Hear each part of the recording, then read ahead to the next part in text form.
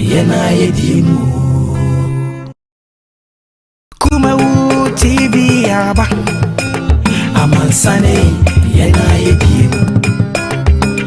Kumawood TV aba amansane yena yedimu. Sini papa be na upe biasha amansane winyano baby ya. Kumawood TV amansane yena yedimu. Kumawood TV aba amansane yena yedimu. Kumawood TV aba amansane yena yedimu. Sini papa be na upe biasha amansane winyano baby ya.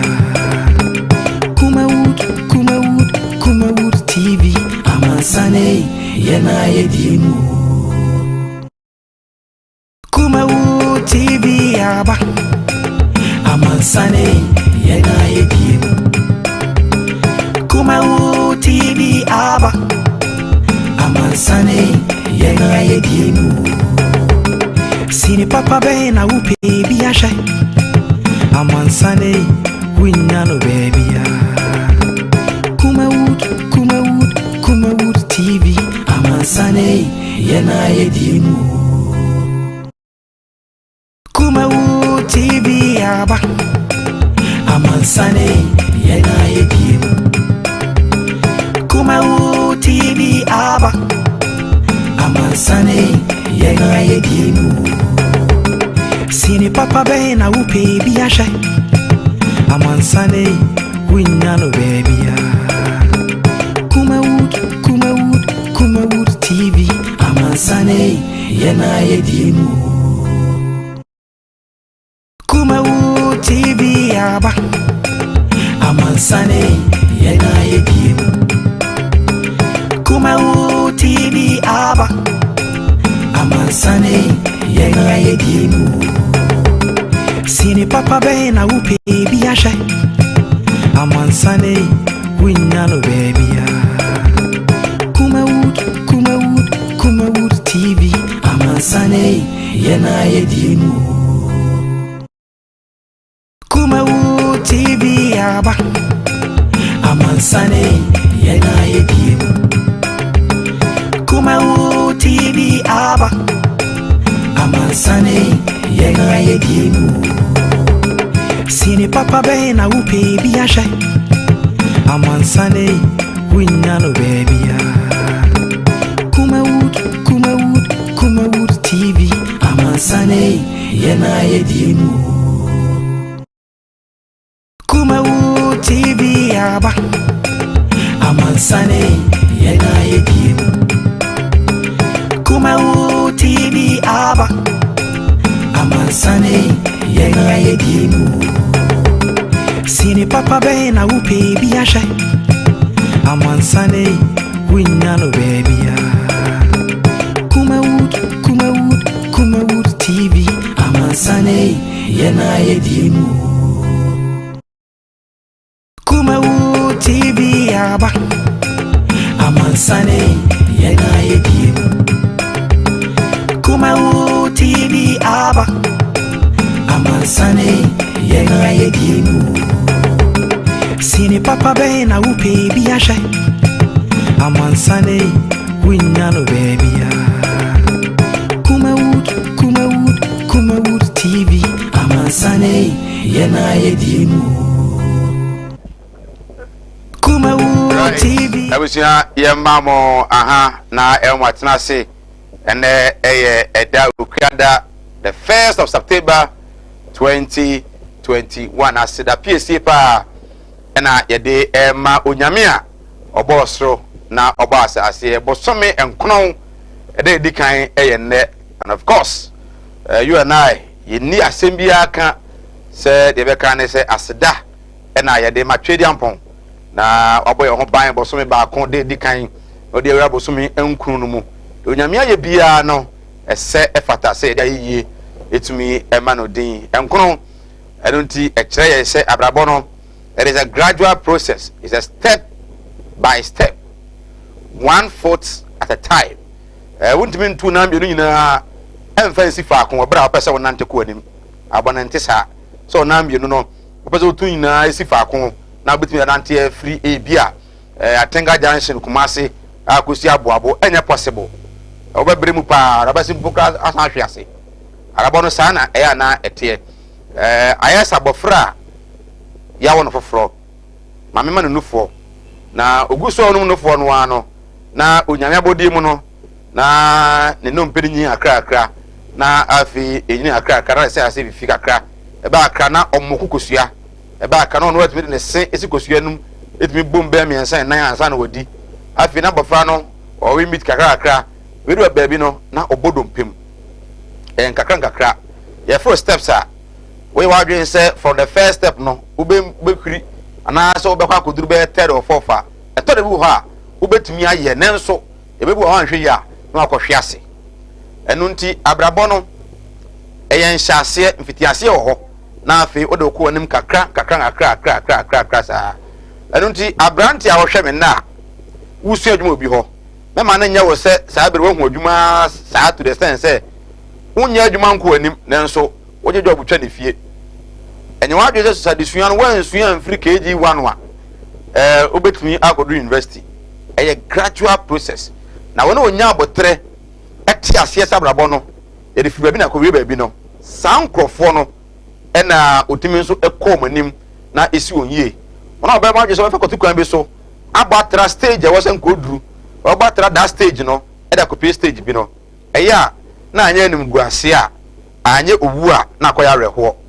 Enunti bosomen krono ya sha ase na e ba ko mienu miensa yentimi anjampo ametom na wo se wie August ansa na abi wuram e September nti eduru abi a wo sha ase no wo se wonu se enkakra na onyame na nkasa ya adom a ebedu ba abi no na onyame aso no munyam na wo se experience and we go through wo aye den na onso otimi ayena Did you be no sene nso se arabono keten no na o de ko anim untimi emfiri baako enkowie miensa empene se ofiti be ko pepa wo se a e na emoja e na eba ntinya abotre na ebia wo bia no de obetumi aye na sa abere no ye se da bia meka no e ma obi ho adwen enso otumi adwenbone da empore nipa ne didi wukura no ogitum se enya bi ne papa fama nipa no bompa e fama no enwe no ho adwenbone Emma sadden ensu mpa abo ho kwan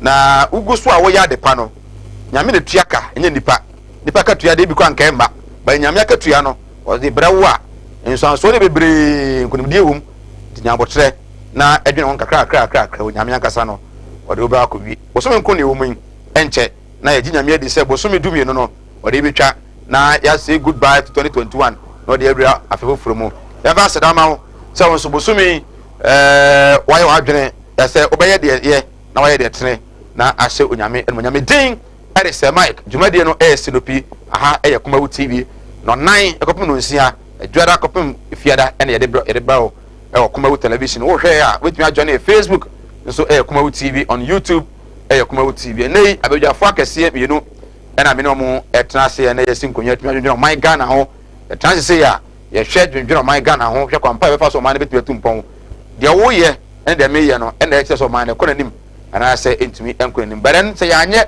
nya toto ne me ya enchirima ebebu ye fo once again mema ho ajo and then some no edoso his excellency the president e obeka ya nche and ebeto dwa owura okujata blakwa North Thomas be join member of parliament ebeto dwa say a control company tutu no e ya na said e osi efa private jet de kono enso ni e ka ye bono e ya na enya agro Indeed, on Penny Copium, Germany. Now, Obaye no, and member of parliament, now a ranking member on foreign affairs, as I never to just say, Ghana Penny, Yakos and Ghana for 2 on fat, a comedy Ghana for Unhunu, or see a lady, a play on Penny at the coyer, now or the co Germany no, say ye heading for any be actually what.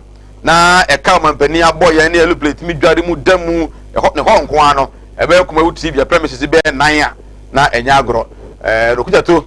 Black Quad about to just say $14,000 per hour, and I'm penning aboye car enye agoze alupre no private jet no se ntu ya news ka itu a na oboka nti tu awa bia no a car yebo asoman no eno no benyamre na etimi edi nkomo Center for Democratic Development etwene eka no CDD omo etai emrano no omo service na omo do fundings ba omo ne Ghana for di nkomo efa amamuo ho efa entoto ya hodo ebire akoso oman no eho ejo madwenkyere na we no omo ne Ghana for kodi nkomo ehwe ebusa Ghana for se abaya wosoi a ye na na akokofado ene edani mu no wujitumpa mu Ghana for mujidi se ebakata sepone kankan a obomoden na wetumi tu ase ana according to CDD no almost 62% of respondents about 2,400 respondents omo no mudi nkomo no Ghana for se dey Ghana pa o man pani otiso edie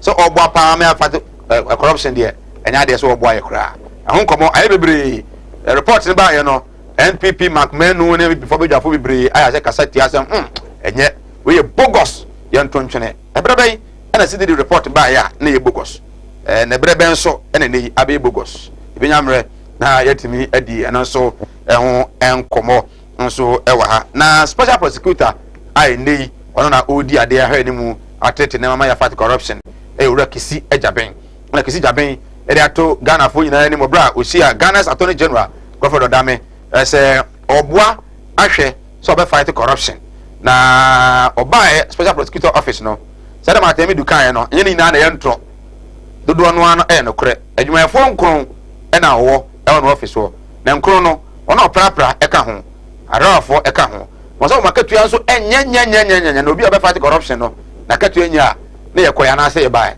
to say Attorney General say omwa na adwumayefo nkron no omwo ho no ohwe ni mu said by the end of 2022 no ma fa de pa 250 ewa na kachi mama boa no na makatu ya nsem so no aban na hwe na entimi nkoa ni mu said e be obi ntimi fasika bi enko dada omo emum dwuma dia omu di no entimi enko so ba so far de obetumi aka say adwumayefo no office no enye enkron cleaners ka ho drivers ka ho de enya de se eso ani ano so nkomo enso ewa ha okon of Easter enso to na no dwada si nipa nkron ene enso na ku omo including agrada judwaye ema ebinum enso fa ahoto no ewo ense COVID-19 no abusia ese mu aya din o se AstraZeneca vaccines no aba ne first Asante region ye wo baako no yen sase enkowo na afi entimi enfiri ona me no ka say de ano aya din pa ano hye nipa dunkron ena yesi within 48 hours omo etimi ewu Ghana na say enam yenu bia no nipa 19 ena ewu COVID-19 mu ndi yen hye no so say yare no eda so ho a enkoe nti o ben nipa na waso nose mask no obetumi nso na tetetum tem na timi aboa yata horo wonsa na afi nso no ma hand sanitizer no emel na wetumi ayusu bia ma na aboa nsam no de edoso wudie won sensem wona wokum mo yere nom wona wokum wona nkasa mo wona echi mo enra was so viral on social media ukọ bie kwan so abi na eno no maame a ye kunu ye yi abofa na to nche na twa abofa na ba ko ye twa maame ne ti crime no ya agensemo ye nsere pa we nya aban ibi se esi a yentumi mfa asobo no emo aban eni bre na wo youth mebre ya afemu eni bre so ho ena ododo no a ebia ya sha ase obi ya ke ye duru nya anka epe ye nya nru ho ba still ye guso ewe nyame anum ada na ode da bia no pese wo nya ho prekope ma hwe so a na de wo ena abre wo the big amre na yetimi adi nkombo ukọ social media Facebook Kumawood TV on YouTube Kumawood TV for the channel bra numbers no go screen ase manam rantem ni nyamre entimi enkenkan emfa emawo ena nyamre na ye de nkombo on CDD report etimi aba ena afin so ne bi nyamre na ya share some crime issues ekoso ewo my Ghana ne other issues eguso ekoso ewo my meeting edise Mike Kumawood TV regional director ede ema health facility regulatory agency echante aka na hefra chairman Inusa Sedu ono anso esan ono anso well you try ho na yenya ba fon katomra eba to aso Oti animudia me manfo nyi bintina mo ne yira ebinum be from ho se me o ma asofo nso no mo nya ma asore ma akom obi o ho amene wo kasa isko ka chino wa ya stroke no enko malam se bra adwuma memene da okay kwesi da adwo da ebanada okuoda yawada efieda ana menya adwuma na efieda wo beto me yawo so me hwew because nipa ana wo homeda nyankopon eni homeda okay akwala na wawo no akwala na nya 10 years eko 15 years on nanteda woda fom obi so ho wawo akwala na no isonsuo obi so ho so wawo akwala no de ye ya afi no kon no ya na echi na da so ebia na ne tachere ma afi na ne timi enwo ye kete oh ha no chine tachere ma te se abo wo no malam se nkasa fa na bra ebi so wo ho so a me ne ukasa o se ne ba no ono matrama do wi jot sabe ko ke abai bi ni nyina onom wasa glue ankasa nkra no wasa twi glue ka ho me ne ukasa o ba bi na ono ne kodaye afa de ye ube ma no kwati na twa wura mu a ase eya dan te se achichide eti malam se wo de abra oba bi wo ho na wode no aye den onu be ma hia pa na nsuo ni nyina saba bonten enti eno ntina ma onyem ana no wo ba me kyerɛ wo kwan no wo be hu na say ebeye mremremre okay wo ba nyem easily piaw so ho adwiriw ene danta de bibo ano Mala Muhammad Spiritual Herbal Center ebena da bia 7 to 9 p.m. ene ni hia Kumawood TV na yenya mre enwura sunsumu eno suko na ohaw eda oso no Mala mohwe na onyi emfiri ho emfa emawo etwere yare bia edam wusika ena ayira na hwe ojapade bi na obi enam kwa bi so age afiri nsem utu gold ena opese onya emwa anase ebia kontuo enema ayedin amawo oba no odaso jonso anase akontuo enema ayedin amawa bra Mala Muhammad Spiritual Herbal Center na kachi kwaw atibie tieniye kwaw atibie Eastern Region eho ena Malam wo esikafo amantem wo de odu kwaw a wo so kwaw atibie uduru ho bebepa wo yira kora no a busa Unity FM ana wo befre 0246 647 247 0246 647 247 eya tie bi na entumi emwa piaw The winner is Carrie. 1, 2, 3.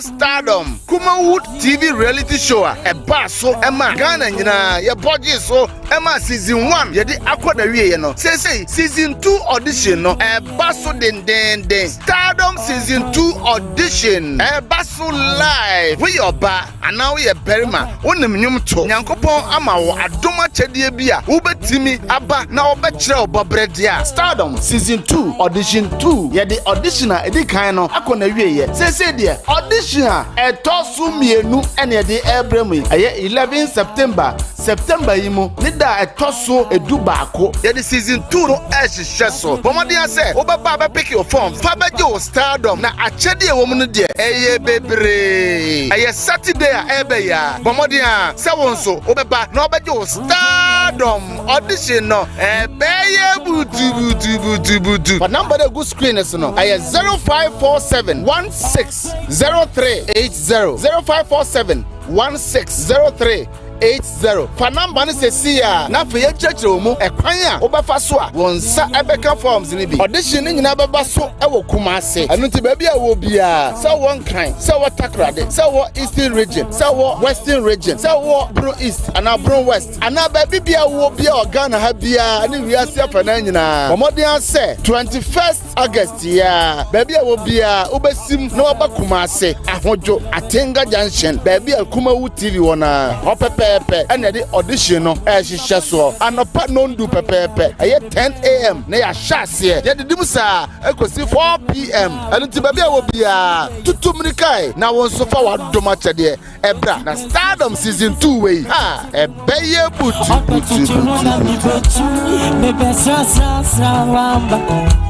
Daddy,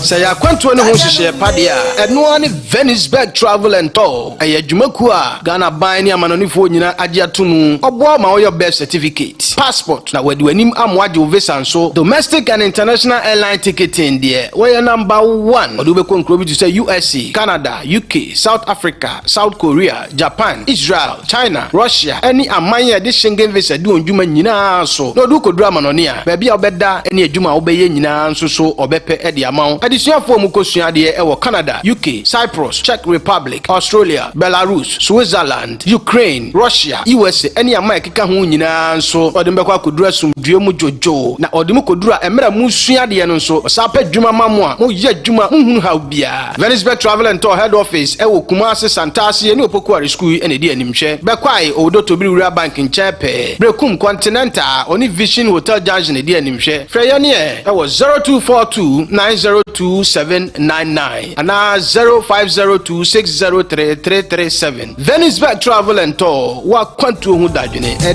dayenso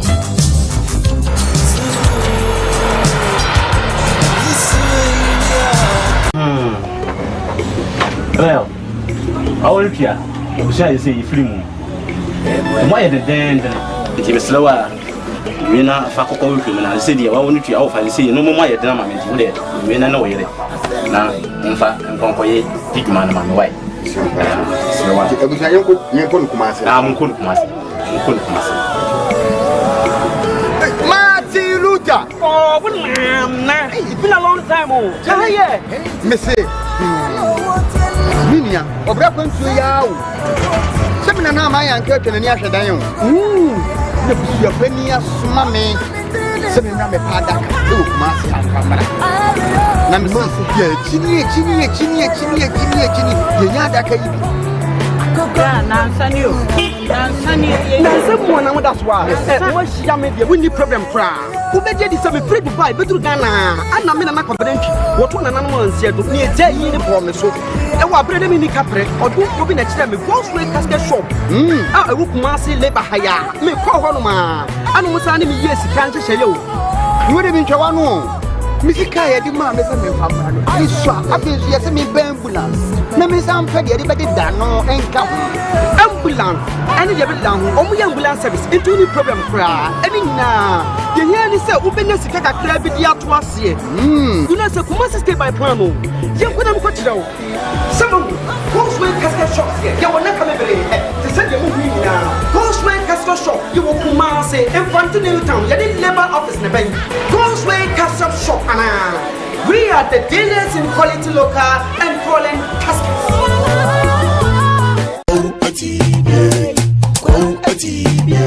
Animudia me manfo nye bintina mo ne yira ebinu be from ho se me yo omo asofo nso no manya ma asorema akom obi o wa me ne wo kasa isko ka chino wa ya stroke no enko malam se bra ya djuma me ne da okay kwesi da ejuoda ebanada okuoda yawada efieda ana menya djuma na fieda wo beto me ya wo so me hwaw because nipa ana wo homeda nyankopon eni homeda okay akwala na wa wo no akwala na nya 10 years eko 50 years on nanteda woda fom obi so ho wa akwala na no isonsuo obi so ho so wa akwala no de ye ya afi no kon no ya na echi na da so ebia na ne techere ma afi na ne tini emo ye kete oh ha no chine techere ma te se abo wo no malam se nkasa fa na bra ebi so ho so a me ne ukasa o se ne ba no ono matramado wi jot sabe ko ke baby ni nyina onom wasa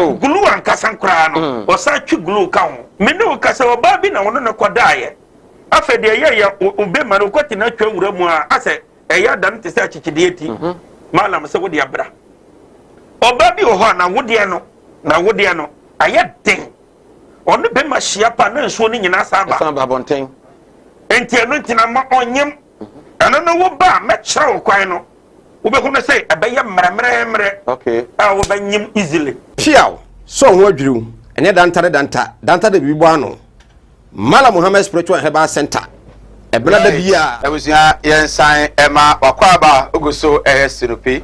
We are live on Kumawood TV, live on Facebook, live on YouTube Kumawood TV. Bidding Edison Mike, for Agent Brand in Yamlan from the month of August by the Ghana Police Service has been recorded as a month of heavy crime rates in the country. Talking about say a deep one a few more month of August and a course ropa one uchan crofuti one one crofosikai one uchucho one kasanyerenom one washo one confo. Even in the month of August, just within a week in Asante region, na yenya be 4 suicide cases within the region, or even in Kumasi alone. I say I had pa and the trans near the Uncomo. Na I compare between 3 and 1 for. If you are how be, I remember say near Dinkomo ha. You know baby our hair free session, or baby, or send a message up as we couldn't home. And then I didn't come man and they.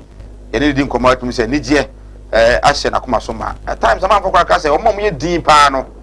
Yeah, I'm tell them who bonnet. More, tell moi, or me extrovert. The introvert people no. Or more type, Diom who bonnet, is on Cassa. If you actually trim, we call any bonnet trim, never also na and one. I be sim, a brantia or no, ukum, nipa to trash a fridge mo. Nay, revelations are a bow when you grow. Say it's why yes, I do man crache. Amo de nya more than 15 taxis a man for to a man for so kra no ekon ho ekokoto niema no na sorry o na osa ekwe master or ekwe resta ti say ya ho o ene di bono no to no bi hia kra na woni nipa no ko se fia ade a osan eye nra de si enso I think on Monday ene si here e wo lupe no na brante ba ko we say sofu maami bi asane so nkukum nipa mfamra hukum bi de ko ama kutwa kola biti ama no so no akwache no hu sem bibiri enra ya somewhere in B so no ya de se no so abranti mi so twwa ne yere we o de sekan ato ne minimu so oku ne ho a whole lot of crimes and cause wa maame ono so ne yakuna to kwa ho ayi ne ba e de free ne yemo twa ne ba na ba kwa free ho. What is going on in our country? Me I will not agree say o mani maye dinti e na say koso e bia na eye bone and ebe de pebitimo e say o man na kasa no o mpani se covid ne bo me bo mpaye mo man no e dey also on kaka no wan na e san hwese nyame betimi nyame bem na abaje o man no afise de yakone de awe na nyame bofu se kura na abaye so beja fortuna say evangelist Richard Pra NDC former parliamentary candidate at the man in Shares constituency in the evangelist ha watrasi papa akwaba yeah Mike, you love Ghana more than I do No, I cannot speak for you, but I can only speak for myself. Oh, I see. I love Ghana. Okay. And everywhere in the world I go, you see Ghana flag on my neck. So it's my trademark. Yes. Nancy mi jaibu hoka krabi binti. But me who say I was say so revisit. Engu me komu kwa sa wani na ebia odi hu Ghana flag.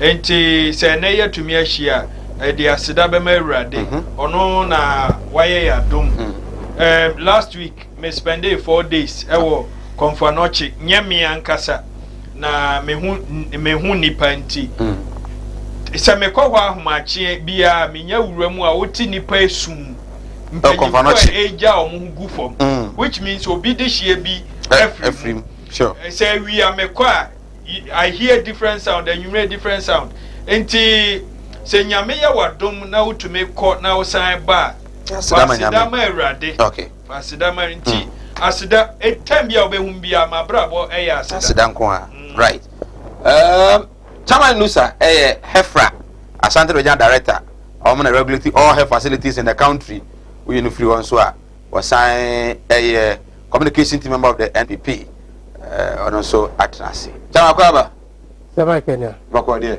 nyakomponado yeah. Fuguno, you can't be okay, well, my main fan show. But I want to be greedy, sir. Oh, Samai. Yes, let me use that word on you. Mintiasi. Muntiasio. Greedy, sir. Greedy now, Muntiasiana. Or say, mean to me, and your greedy, sir. And I may say, greedy, says sign. Fuguna and Anquanashi. Samai, almost every day, we show you to be honest. So I appear so 40 times, sir. 40 na no fugu aro be a different. Mike. It's the same way. Who share coat, jacket all the time. Who suffer for fresh. Oh, me mean to me and to jacket ntina me call me crew. I see. Oh, nti me advertise me crew atade.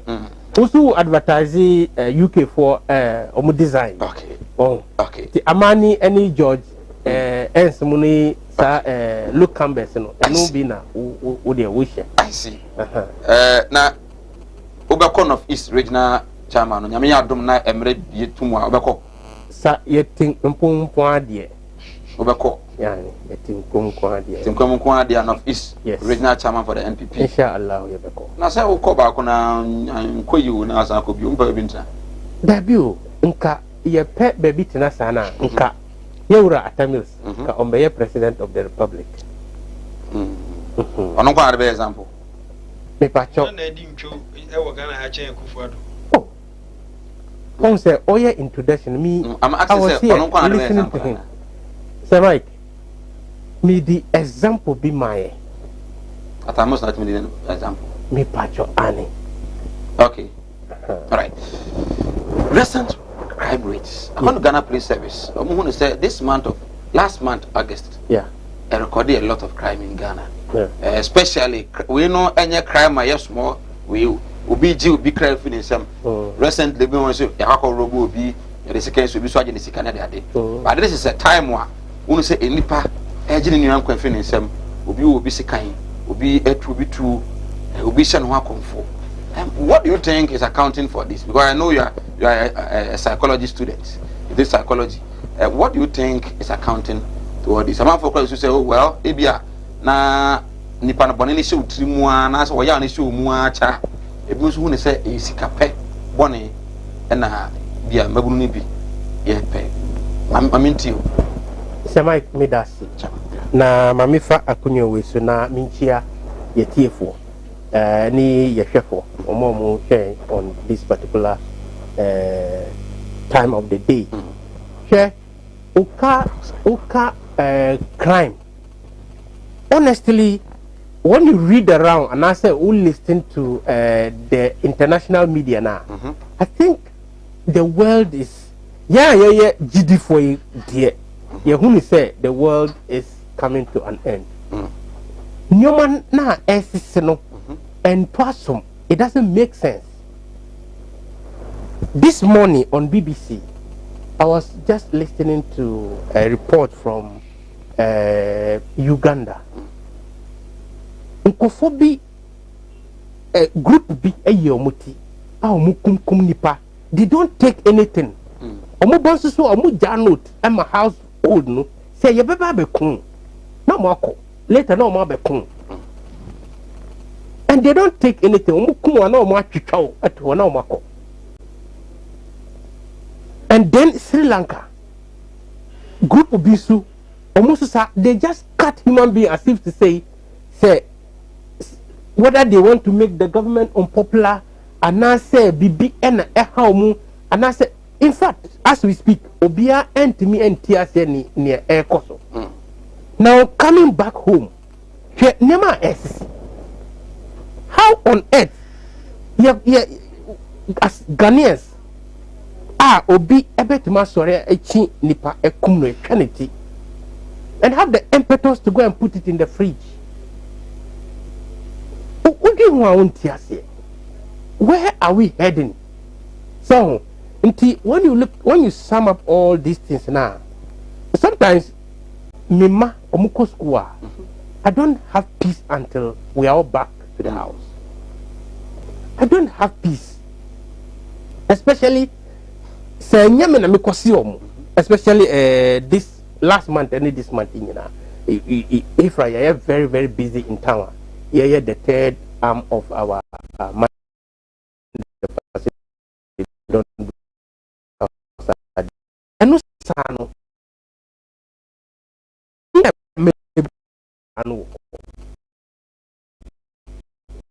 in every stretch of imagination. Until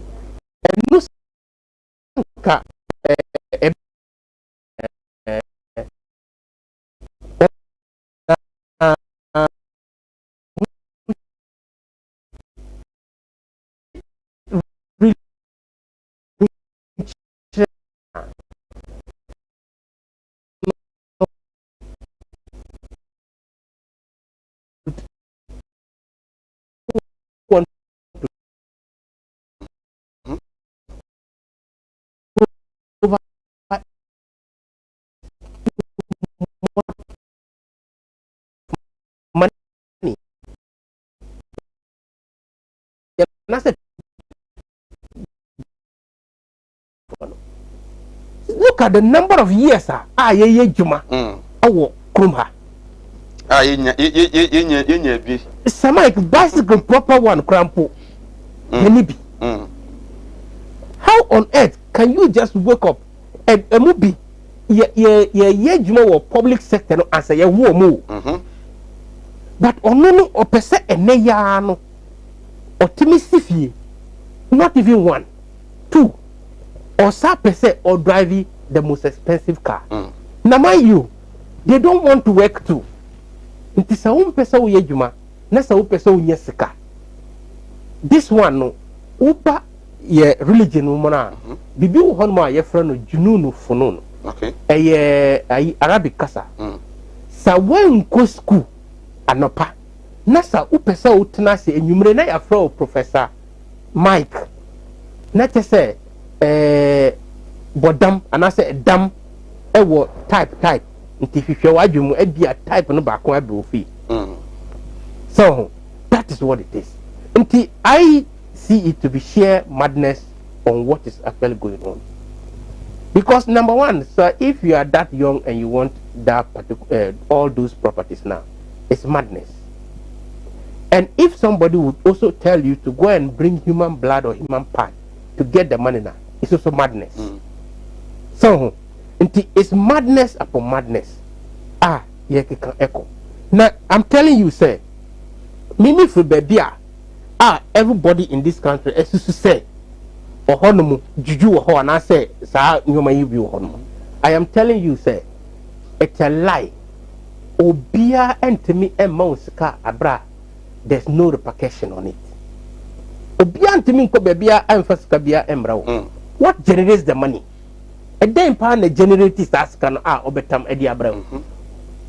You see the point? In fact, ye here and Bible. If he say, Uncle no baby or modrunu or motra. Share Uncle Mukum the young man in Kaswa, the 10-year-old boy. No. When him say almost say, almost do court you and almost see nya palano na first person or mukumu. Can you imagine this? So with the impetus like boldness. Uncle Yanfa blame no ma hwan. Yanfa ma ye in the community because the news okwa so kra no na uniska. I think say we need to fix our attitude. Sorry to want to put it that way. Obia otie onya other side of the divide now. Obeka say we hear politics. But to be honest with you, I was say fix your attitude. Share so we ye na say ja. Na so wo fie. Na so wo ba. Nim say wo me bayi wo ko school. And I say wasua ensane djuma bi oye djuma. And you expect to say he should drive a Range Rover and come home. Omo sika be say 100,000 and I say 10,000 Ghana cedis. Na wuji, na usre.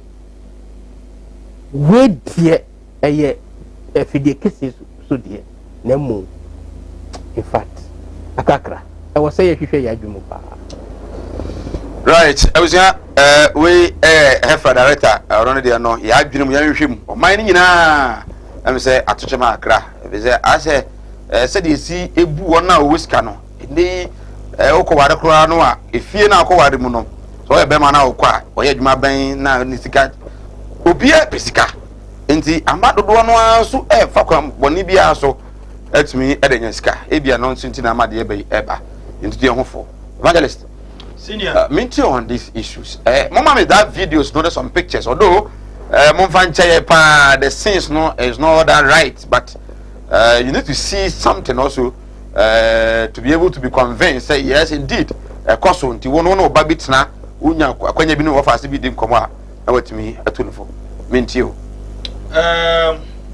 Meda wase na minchia wona ajebre ne ehwe Kumawood.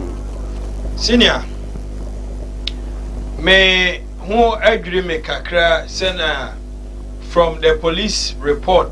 Omoye daily, weekly, monthly, yearly, even year no kra muchichem quarterly near there. It appears so far August crime rate no akosoro chain.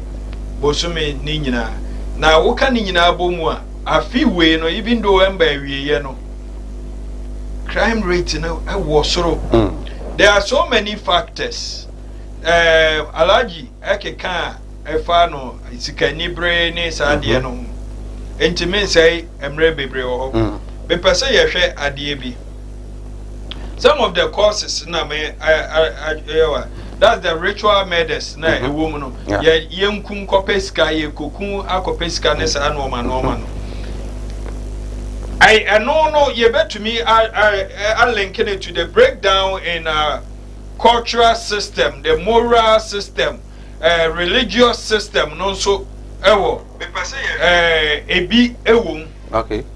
Say yen nyina ye kwa sorry na ye use Quran and as say Bible no na e kire yen. Oko Matthew 6:34 e kire say do not worry about tomorrow for tomorrow will worry about itself. Sufficient are the troubles of the day.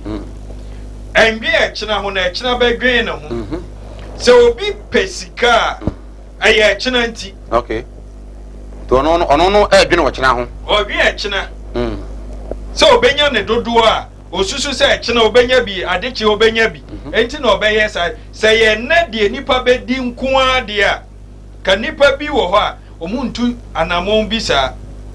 No, say sorry na ama ye some way ne and that's why was a yan were ready mu enwura ye mu a na sorry ne koye say sika for ska omo ewo sika wa sorry mu ne ebu won a se me ni sika wa sorry se me so yebu mi a mepewu me so ye fra me chairman wa sorry wa mepewu ye program bi ne ye say omo ebetumi ama 1000 mbra na me so bitumi ko gina ni mu a Jack, me nanti akura me de beko ne different. Na se yenya sorry ahomom na share sorry ne ma. Sofu betumi ahu se wo sika na de ba na esika fi. Wo sika na esika pa. Obi asusu se kwan bia so e wo so onya ne ho. That is one of your problem no. Ene sorry say na obi wo sika wo a ye hwe e kwan ofa so nya ne sika. They don't really care. And the word the spousal abuse and I said domestic violence. Yeah. Because Osha ekunku ebi ekununum ekuku monso we yire. Yeah. I think yesterday or two. Yeah, enra. Obi ne yire ada. Omanya kasa ma oba ne akoda baby fufuro be ma no so da baby fufuro. Anadwu da suom be ma na atumi awura ho e de sika ekodwa oba no wa pa na ekunu. Onu no wie onu so akɔhye ne ho akɔmfo omo se na nkɔde second twa ne mene na etwa ebet em se ntimi anuru na ɔde amoso enti wo bɛhwɛ awade mu nsɛmsɛm bebre na nsɛm mete baako bi nso ɔse ne yere ne ne nda ɛno nti ɔno so akuno emma bu bebrebe adai but so wo hwɛ the spiritual side na wo say Ghana nipa bebre Shadam pets, walk home some na. But Minia, wash me and I would tear me. Be anyway, see what Munemu and see what whom. Me one incorrect you met me am from was say last year, ye besi this year, there are some catch on. Me catch on was say, ye got to Abano, and Noma be brain a course. Na ye rough you way more. A war basa and crofon tiasie. A besisi. Ebetumi afa kwan who do be so accidents obi hye no akomfo obi akokun we ne nyina the end results ye say moja e wo say moja hwe egu ensi yo ensi it reminds me more campus me ne one politician bi aban ba e kra no obey see you. We need to open up to me. Say, I say, Ghana every year. You better about Viano. That's why we are that year. Na idea ni mono. If I am for year starting 92. Emra Missy. But who say mo ye ne ma papa. Yes. Mo anso na mo yes anema. Mama can't tell. Mo. Allegedly mo. Me so mean him. I think one of these days I hear 101 cry. Yeah, politician be any kind of nam. Ghana for Mohamed. Politician be any Ghana why successful in any kind of Mentiasi yi. Wontiasi. Hwɛ wiase na ye wo no ye wo tumidie mienu. Sure. Nyankopɔn ene obonsam. Enti ye wo politicians bi wo ho a I can tell you omuni omunya mintam no very solid. Okay. Omunfa nyame ndi agro. Enyame koso ebo omu ban hye wo animonyam. Ya na omu de no omu bre. Okay. Ana ye won omu so ayusu esumu de no. Omu de no eye fast. Okay. But omu success na ye short. Oh, sir. Yes. Anuntina wo hwe the boys ya ba mo se omu peka ne ade. Ya hwe omu awie ye. Omu wu hyew. Basa politicians dey no so dey mo that's why obedi a wa dwe na ye o sa. Oh, sir. Wa dwe na ye o sa. Se wa to bu ahwe afa obi a enye simple sir, but I will not dwell so much on it. Wa wo hwe no ene wo se wani da ho me ko abro chire kakra ahobrase mu me ba no dropping am fa free airport papa na me fa me cheda bisa no so 62. Okay. Ne ye to abai wiye na office ma court na abro chire me be ye howo a me pesa de no na me cheda bisa no se aba na ko sen den na ekọ and open up. Onim obi a wadi 62 or say okoto aba no membo nipa otoma no. But all kono nye na dwen na ode koto aba nyo no na nka okoto ama no. Okay. But oji paper no ko box no me ho na na dwen sesaye. Ane wanu no ho 62 years asem o ka kire me. Wanu no ho. Eno kire me tirimu na menim ne edesa de ne ba. I know. Omo eto aba no e ma nkrofo e fa enye omo ape. Because me ko bom paye. Me si awrade e ma me nkrofo akoma. Okay. Oma onfa me hu do. Me hu do enhyem nkrofo mu. Okay. Enti there are people who love me. Okay. Obi wo ho so hu me picture. Hu me but e wa no pay myself. Okay. So enti sa no ma we nyina akoso. Obi nso ba fa sumu ase akonya nipa akra. Eye no ma bebre. Ye ntumi bia so wa. Menua me si form no. Maka robberies. Then a man for rob America robberies wo ho. Enti ya na dodo na there's a certain percentage enye ohianti no mo rob. People they rob for fun. Okay. They rob for fun. Meaning queen be na nsa ha na pa. Bibia wo but wo di nisi store mu a obewia bibi. Owo bibia ono ne de so ne de no. Enti tambia was wo garden wo protect no nya se obegu no wan anima so. Enti ohia no ye part no ohia no ka ho pa eno nti na obi na twitu akosi obi so fa phone mami ana wo sika na wajapade bi no afa so akum. But I was here hwe nyina na aban no hwe ye obetumi aye. So wontumi nso obokra ye tu anamo ebebre na se. Okay.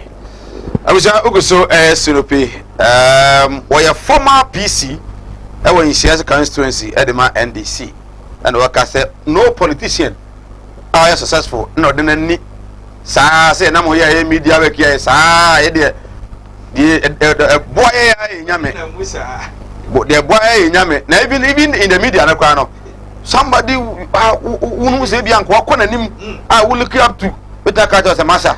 So person yes say dia na just oba wo na to touch maso for what chairman sana mo ye ho so me da say any kind of sa me di kan ka say ye de ye GD for nti nia evangelist okano on say evangelist o mo ye nipa bia dom I mean religiously a dom a dio mochi until they have interaction with a lot of people and people speak to them.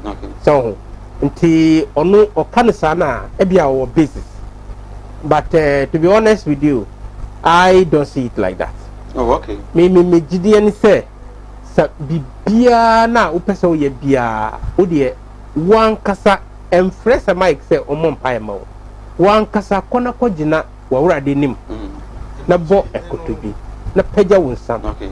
Nyankopon eye obi a obetie wo efi say ono ana creative wo so pastor ana say malam na oye nyankopon ba ko na create mo nyina eye dan na wotumi eye wadwin se asimasi de ono ni nyame kasa eye chemi wonim ne oye wosomase ebia wo dwoma na wo fi se wo bo dwoma no ebia ono oye no mo nti is better say wo kwa wo wura de nim na wa ko confessi na wa manu hu se enya ade a wo be ko wikibio efi se wonu hu na ne eda wo nim ni omuwa una unsanka.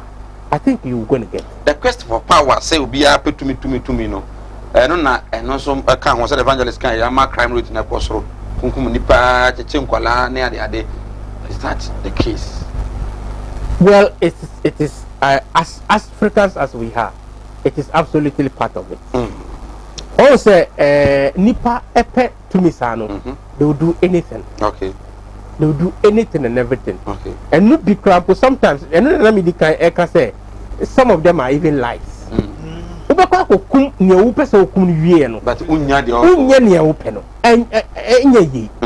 so we must be about a lot of discussion you are doing, especially what the man with the Ghana flag said.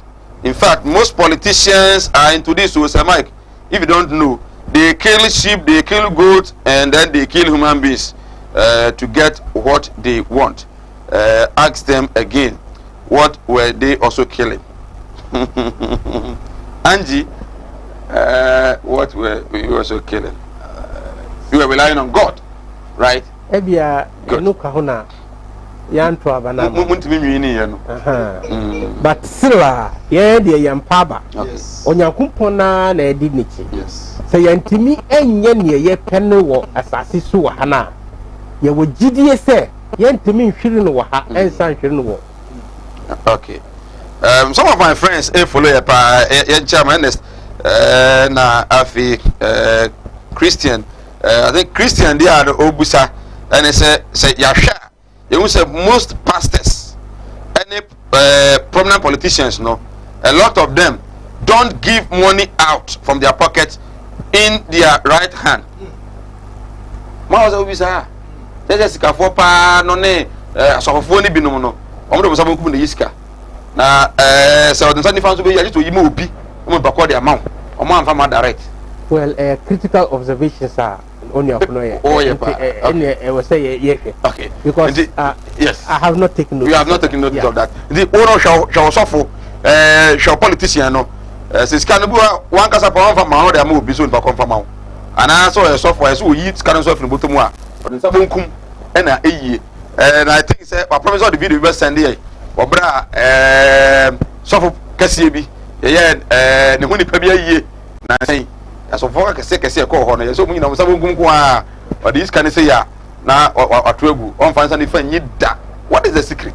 Well, I was able to go so ASTP live on Kumawood television. Never said that environment our travel and logistics or say obasa utu kwa eko Dubai okofa niema asan ba ukodidwa and I say the apostle koya juma no akonya eho ojo bibire ho a one mafo na di ho nkomo the obe no airport oba ko no factories na ade nyina eho maybe I better so kama ama also what me anya ska be fie ti be frɛ our travel and logistics 3 months no age visa no e de ama ma akopi mu Dubai akoya juma nya bi papa enso etimi ada 0552 373027 0552 373027 our travel and logistics and make am for e de ama wo God's way casket shop sanya den ya no a edipa ya wo bie de bi so be free mu nti una na bi o fa bi o ma me bi e wanyini na ne fie so oto na no mo se do busapani obeya na so bana kache o ma frandaka o mo ambulance o ma video coverage canopies chairs and a sound system even say open the create square na o ma bi dia kan we bia obenya bia o yina so de obetumi e de ama wo ska obeje no de ama wo dis kan so a wo se anya hwe nyo bia na plan so obenya yi an anya yi nti na eyi hoi amakoko bra na ono ankasa empe nema ne bi emfa ma wo fako sefu no koye ye ni wi a biska beto bi ofa no e God's way casket shop onya limited kuma se nkwa Ghana bia no to safre no onema no ebetumi e de abro kuma sasa for liberal about e na owo 0243 737457 0243 737457 ono so e boy ene enwumre Venice back travel and tour makacho sa kwanto ne se de ayefo enkane no na connection man kwa no wa bi hye ba bi no age usika no na ka je se kobra eye hya me airport enye sa biu ene office kase e ho wode nkrofo koda bia almost every week bia no Venisburg e de nkrofo kwa e no mo kro kwa no do mo kro nyina ene se enema e koso odi no kre kama etumi e de ema enu ti amanfo nipa hodo bia obe untu kwan no monko Venisburg akachi na afi omu entumi emwamo Kumasi Santasi o ena be mo na Bogwari school no ena ye hwede mu obeto tu kwan ko ade a ko no mo na emom ope visa obetu aboa ma satumi aka visa obedu anim aye ne kama ope passport a takoja no obe ne kama e de ama wo oba ne be set no awunya nyeye no ko na wanya ma wo ache kwa na wotwe na wonsa atumi aka hotel reservations obeto tu kwan oni kan reserve hotel ne ma wo book fama wa obeye e de ama wo sanso ena wasi domestic and international ticket ni na no woye ho adwuma Venisburg travel and tour and I come for the amount from number see so before near contombra for more inchi more western region elembele hobe bia mu na momrai mase na wo boase fo ina no monko Venisburg 0556 055 965 0556 055 965 na fi omo enye wo so malam akope na aka no Ghana ha ono a ene Malam Muhammad spiritual and herbal center oba TV so ko radio so obi and me free video aduonu so 27 good years enka se Malam afa obi kura no na se waye boni bi edete obi ono no wo se oba na se nyame enka so wonya wontimi nya masa akofie on charge enya fa 5 million bra pa 10 million bra onyame eya adom na nyina wie mu dia na afi no wotimi aye ne kama atimi ede amount Malam say awo nwa den na ha wo na say ebia sikasem enwa ye den a ni na no Malam se bra na ontimi emwa wo Kumawood TV escafo amantem 0246 647247 0246 647247 ye twa ho anya karatu amra ye ba corruption any CDD report iberem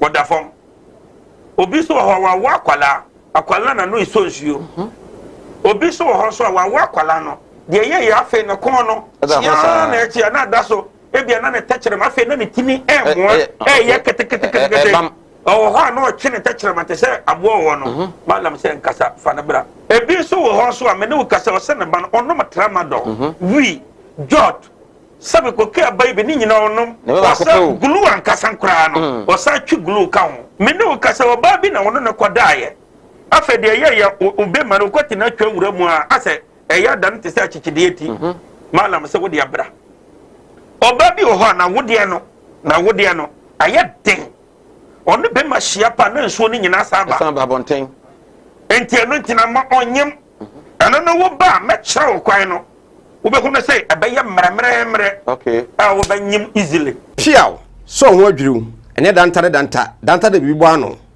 Malam Muhammad spiritual herbal center ebena da bia 7 to 9 pm ene nsia Kumawood TV na yenya mre enwura sunsumu ena osuko na ohaw eda oso no Malam hwe na onyi emfiri o emfa emawo etwere yare bia edam usika ena ayira na hwe ojapade bi na obi enam kwa bi so age afiri nsam utu gold ena opese onya emwa anase ebia kontuo enema ayeden amawo oba no odaso jonso anase akontuo enema ayeden amawa bra Malam Muhammad spiritual herbal center na kache kwaw atibie tienie kwaw atibie eastern region eho ena Malam wo esikafo amantem wo de odu kwaw a wo so kwaw atibie uduru ho bebe pa wo yira kora no a busa Unity FM ana wo be frɛ 0246 647 247 0246 647 247 eya tie bi na entumi emwa piao The winner is Carrie. 2 takes.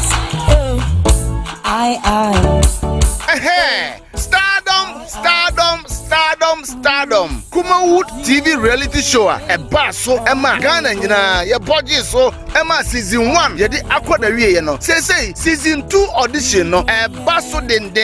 Stardom season 2 audition a basso live. We oba and now we a berima wonim nyum to. Nyankopon ama wo adoma chedie bia wo betimi aba na wo bekire obobredia. Stardom season 2 audition 2 yedi audition a edi kan no akona wie ye. Say there audition etosu mienu ene de ebremu aye 11 September yimu nida etosu edubaako ye the season 2 no ehye so bomodi ase obaba ba pick your form fa beje o Stardom na achede wo mu no de eye bebre aye Saturday a ebe ya bomodi a se wonso obaba na obeje o Stardom audition no ebeye butu for number the good screen is no aye 0547 160380 0547 160380 fa number ni se sia na fe ye church mu ekwan a obefa so a wonsa ebeka forms ni bi audition ni nyina beba so e wo Kumase anu ti ba bia wo bia se won kan se wo Takrade se wo Eastern region se wo Western region se wo Bro East ana Bro West ana ba bia wo bia Ghana ha bia ni wi ase fa na nyina omodian se 21st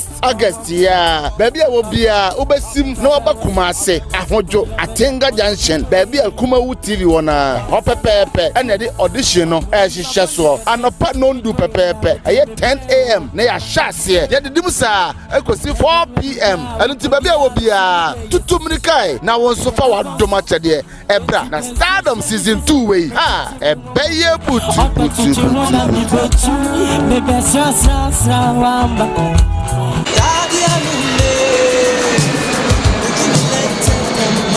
Say ya kwanto ne ho hihye pade a eno ani Venisberg Travel and Tour aya dwumaku a Ghana ban ni amanonifo nyina age atomu obo ma wo your birth certificate passport na wadi wanim amwaje visa so domestic and international airline ticketing there we number 1 odo be konkro bi to say USA Canada UK South Africa South Korea Japan Israel China Russia any amanye de Schengen visa di ondwuma nyina so no do kodura amanoni a ba bia obeda ene adwuma wo be ye nyina nso so obepe e de amawo adisuafo mu kosua de e Canada UK Cyprus Czech Republic Australia Belarus Switzerland Ukraine Russia USA any amanye keka ho nyina nso odem be kwa kodura sumdue mu jojo na odem kodura emra mu sua de no nso osapa dwuma mamu a mo ye dwuma mu hunu ha bia Venisberg Travel and Tour head office e Kumase Santase ene opokuare school ene de animhwe be kwai odo tobiri bank nchepe Brekum Continental oni Vision Hotel Junction de animhwe freya ne e 0242902799 ana 0502603337 Venisberg Travel and Tour wa kwantu hu dadwene edayenso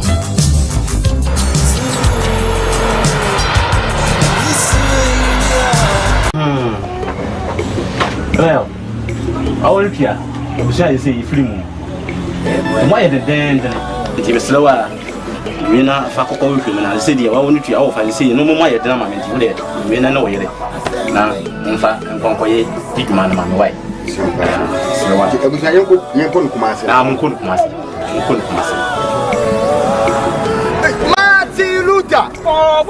Right, I was here sign Emma Wakwaba Augusto Erestinopi live on Kumawood TV. Wagen China Fabra na inyamre entimi enkenkan my numbers no and a good screen as no. And I'm random na entimi enkenkan enfa ma. CDD Center for Democratic Development. Almost survey omode ababonten starting the timing for the survey no was May 23rd to June 3rd, 2021. And I survey no. Now on one of the issues I'm raising on Friday somebody aba and they say I'm only Ghana for 2,400 and I and come close to 3,000 and I come on the fight against corruption. Say Penny about what is swing we are willing so by fighting and are on fighting. 62% of the respondents actually must say omuni GDA na da ko for na ban mo so bet me fight corruption. Ewo o man emu and then the confidence level in corruption a form pa and the rule of law and the muchem you know 48 and also a home come ban the highest taking center stage the fight against corruption you know and I take center stage I name and before I say criticize the CDD so I'm reporting bogus and we here and you can afford you too because of my penny the near bread so we fight against corruption in our country. Well also we are gonna need CDD fund to be winning come what was your response and say ene akwanya no aba obra CDD for enya ma na ebusa wo say wo no wo arehemu aban mu say otu katacha ne proyase a sen ena nka obeka ode nkyeremra yenso nyamre na etumi de ho enkomo evangelist me shall say on this issue 62% per the survey CDD you know say Ghana for so omuni arehemu ewa ben muso between fight corruption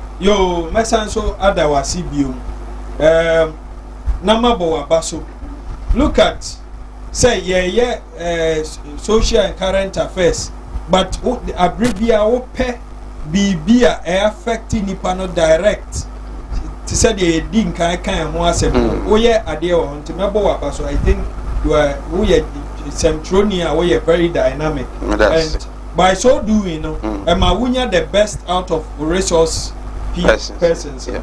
Now, and that's already CDD. A year June, July, no more. Omoko abontain. Eko bisa Ghana for omododo ye 2,400.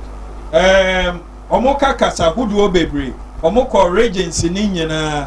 Enti omo achada an targete some group of people be but the woman say omo nyina ye Ghana for na nsema omo bi say omo no am say there wo kan na the highlight opinion on policies, rule of law and governance.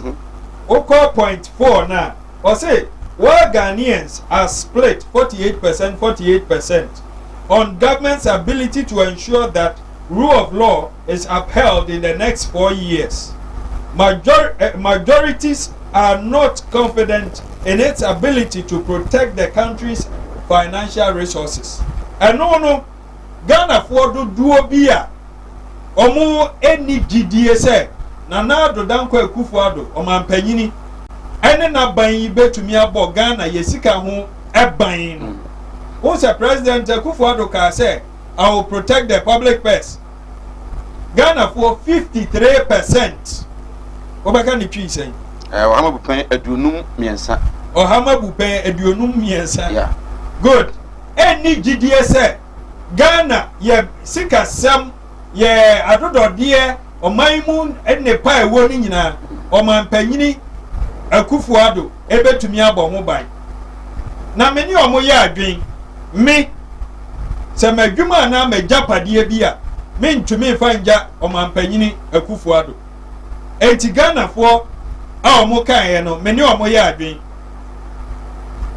ye makiro mu na after that no 62% ano so beka ni twi sen aduosia mi no na oha no so ko fa no ohama abupen say 100 no na percentage into ohama abupen that's the percentage ohama abupen aduosia mi no good ese omampanyini na ado danko Akufuado ene na busua mamuo ne nafo amamuo no omo ni gidie wo mu se kata se hye ne proyo mbetumi ako na we na ekai medie ono ankasa man adwuma eye matena midu na ado danko Akufuado e man adwuma so mba bua no mane nko kata se hye na empanyifo aka to wo se anda na ado danko Akufuado wo ya wadwen se obako kata se hye ne bakon no obedi usumkunim aban nan kase wo no be boa ketase shema edi usunkunim ye batumi aka domlevo papai onye sura bof ba na adwuma o ye ne anamo ntuo Ghana fo dodo na nya no mugidie John Dramani Mahama na de ne baaye ye na adwuma project ebrema de ne baaye the timing ebreben senior say timing a factor yanko yanimo odene ba ya obet na adwuma to aso into nanado adwuma mu no odene nsa ekwo nanado senior minister eni because papa no nhwehwemu oye kire se dwirimu die bi afa papa no ase ane owanyayi na di omo hwe ni fie omo yusu no ma bia e ma ne colleague no mo de ne fa so na enimra kwan so but eja to me for to me wa oroka wa fa wa beti ane Daniel Kofi foforo aba omampanyini ase foforo na adwuma oye no eche die okoye se obi opese okokata asehye na odi to me ma na wo ko na obo wa baso you are suspect ni obo wa baso ni suspect wa we ye suspect Nanado a suspect and I will prove to you. So I'm not surprised after 8 months of elections Ghana for 62% per the pool no I say omu ni jide o Nanado. So but look at the population sample. Yes. We are over 32 million. Yes. Now over sample views we take it less than even 0.0004% at the year survey conclude in this is that fair? Sir Mike. Yes sir. Meaning suku awako edrumre bi assignment ayedema na so okoye survey the project work excellent because ye nyina ya bia ye guso ye chese why wadin so mpa disuya enti me no wudnim and CDD nye adwumakuo anase nipakuo bia ye NDC kradum rebi ne ene omo ha but enne no MPP for ne omo ha meti omo ase because we no enko omo but woni omo hia okona mu a omo hu se ade ne enko yi enti your opinion pool there is the methodology ya di ni nyina aba o yes ever I was say wuntumi nko Ghana ni bia ho nkobisa wo di mfie say na yes ade but ya was sampling and a sample size. So the sample size no muteki you know ebia onye CDD intina you are not part of them but then I have read through some of them but there are a lot of questions. Yes, on this. There will always be questions. There are a lot of questions. There will always be questions. And until your opinion pool, nipa ku kakrebi, omadwe nchire, ni ahwe dia geji omani nyina yi. Ubetumi akasa oni omonya adwe. Ubetumi akasa oni omoya adwe. At the end of the day no, when you get to the point and what's the results and then manifest here, you will see whether na ya your poster beat 7 episode. Why ye polls baby ebi wa efa ebi wa enfa. That is how polls are done. Inti se wo hwa makadom levodia John Dramani Mahama 2016 se wo hwe Auditor General Reporter sika enyunu ya it's about 4 billion. Is it 4 billion 2016? Yes. Okay, I'm here to confirm that. Good. I no anya the pope. Me, I'm of the opinion say Ghana yesika one city cry for kwan biso now for kwan paswa and yet I'm not saying to justify say Mahama ye bibia here anka ye wo power or ye nipa ana MPP for no so eto mfutro or ye corrupt ebi no mo gidi ana ye de share nanado ba ye Auditor General Report 2017 to 2019 and the Kurami Sika saying na enwiri o man no to 20 billion cedis. Aye Mahama de no 4 times. 4 times, which means Nanado eba mekata se share proya. Mi kotu matena midu. O say oi Nanado aye mother serpent of corruption. Mamenka ni twi. Mother ye maame serpent yo nini ana wo corruption ye kata se share proya kankan dream. O say Nanado ene ye kata se share proya emu enini batan oni competition. Now we share Nanado buy corruption cases bebre scandals bebre me lestia and sasia me kwa bro last 2 months me ye minya 118 scandals metumi abobo bi so a Ghana for dodo na ani hwe yete bust Alfredo Ben Oma Ghana shire almost 5 billion anam fango a omo sheda buapaye de fra ye say no no mo tete companies eton ma omo companies ni bi kura ni en register ye kwa won ni ha ana Canadian Japan be ka say so person hu na nado a ti so tuya $20,000 ye hu cash for seat say wo kwotena na nado nchen ene na twanfo nyini a wo tuya $100,000 ye hwe na nado penso ena 700 motorcycles ena bobo ya 600 ayira eno no stand na yehu ye omo meka ebi alaji be kire ewo north alaji say wo ko north nyame ya adoma ebe ye why amfa kura e nyame pe why but I wish you well ye wo mamu ha ena say no to galamsey ye gigi excavators and ananado excavators 500 etu yiraye excavator enya panio excavator enya nchene enya sikire 500 yiraye ekosi sen ye che se party fo na ye ka se omo panyifo na chama omo ena omo sa de ko bush enu ntina galamsey omo feli ya omo be ka se ye nyina nsa ntena se enwu eye nanado se ba ne kata se hye ne proya ene sinama na me komra masaba eye nanado penso ena mami bi akoye website ni ministers ni bi Oslan Osla the minister be no have special initiative okay that was special initiative was Hawa Kumsen say ono na especially a define fisheries no or the new twist na aba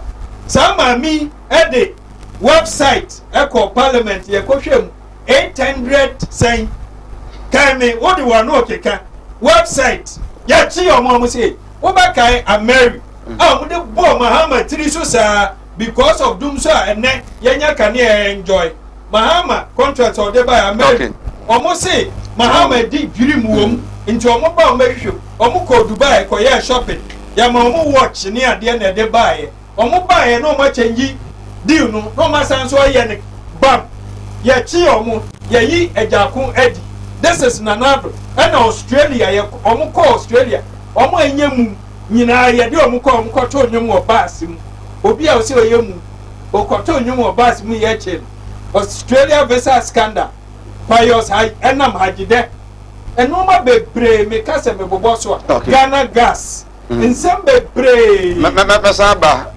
ewo so Sinopi we are live on Kumawood TV wajen chene fabra numbers in the screen aseno manemran tem na inyamre etimi enkenkan enfa ema ye see the reporter omo ede aba pedia 7 we almost 62% of Ghanaians any GDA e wa ban mu so betimi aboa me to keta chase no NNPP amanyuku no e ka say the omo kano just a propaganda and reality and the for omo bo to keka na aka sa ade no e de kure bia no enim the analysis and perceived corruption cases are evangelist abobosto no.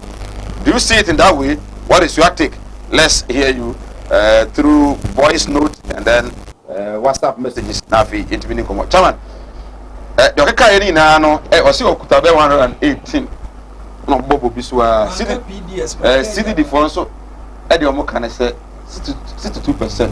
In the first place, and before mu the city edi ese omo service ya no mo ye no e na kra na Sabai me da say yes mami fa asida a emu odu ema otunfo rade nyankompon twede anko kwami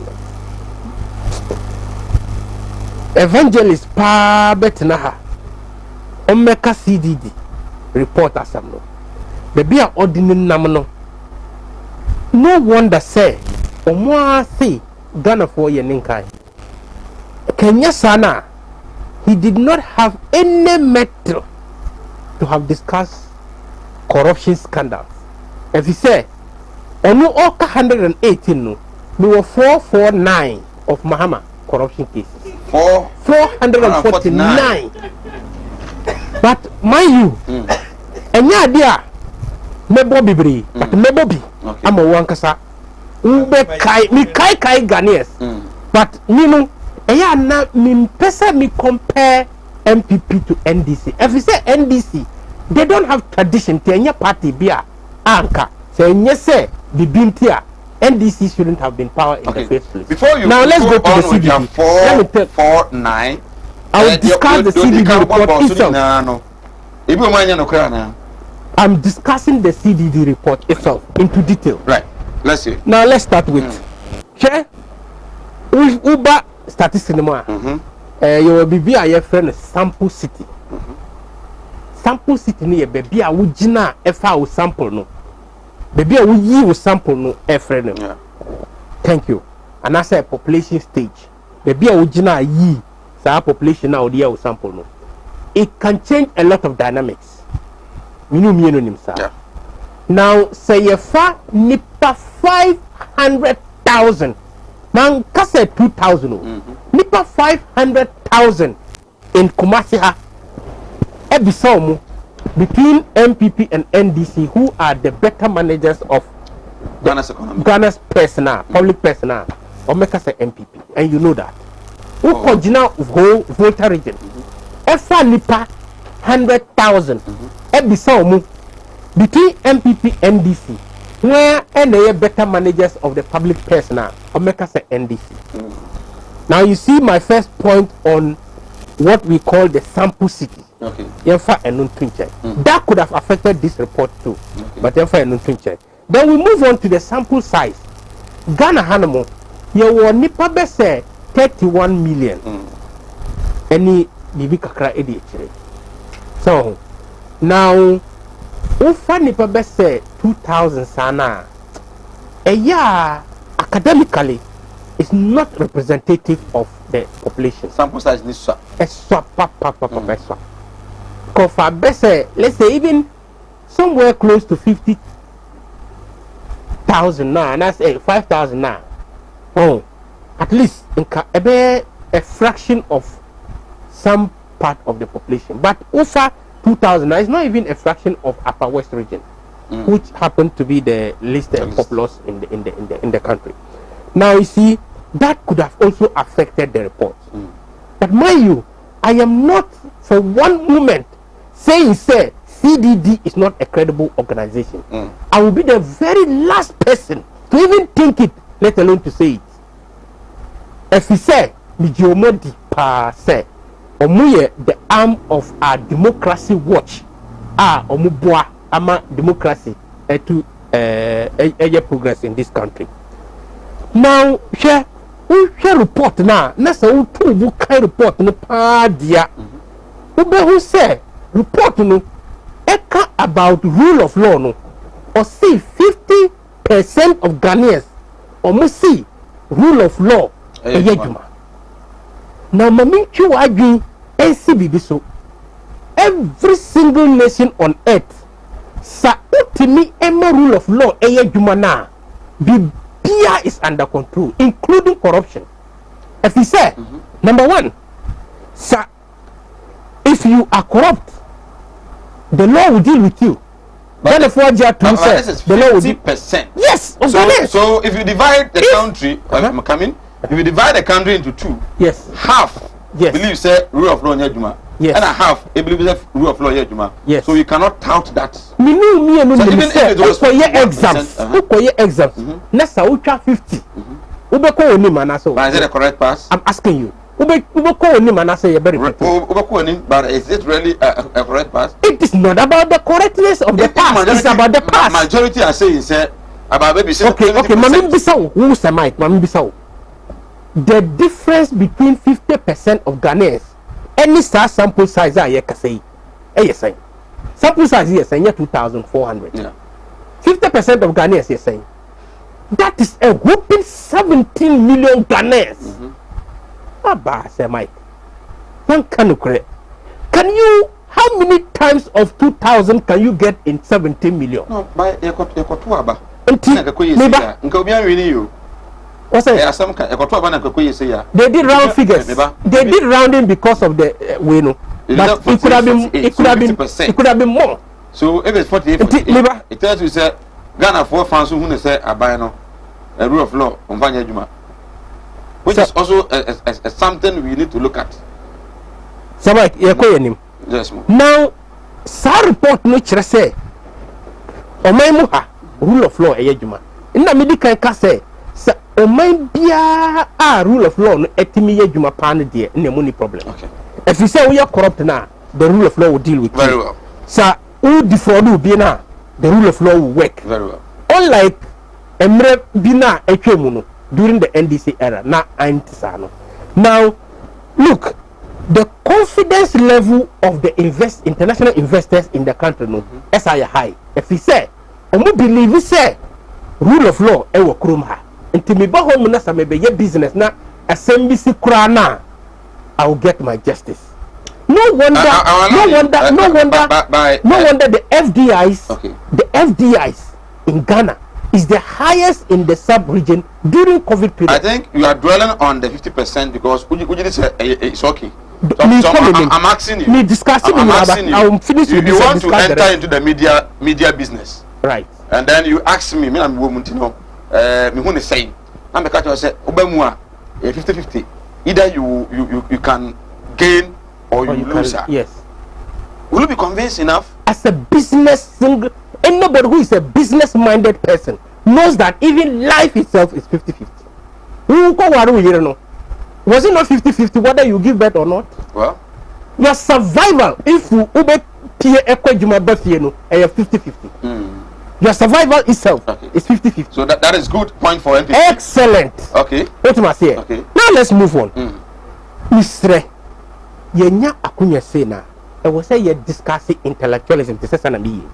Ebiano ye no. Dabi. No, me pacho. No, oya ye say okoka. Say on the paper chiro. Say 118 corruption scandals. No boy. Corruption scandals. So, yes, you know, obo say two. Nti, and I say, misimu were 449 corruption cases. Ni nyamre embo eno. Momo ne ewo sami boni say the difference between omudia no any year die ne say omu corruption allegations ni edore omu no na yen ye die. There are some other things that are beating the corruption allegations because there were policies ye di Ghana there are more than 118 so Ghana for sitting am many ye. You see the point? During their era, so we see corruption allegations now those now. What one single policy did they have to point fingers? Send a bear policy back no is original. A beku over 100 corruption allegations. So let's hear you. Mumo policies among the excellent. And no back and a year free senior high school. You know what that can do?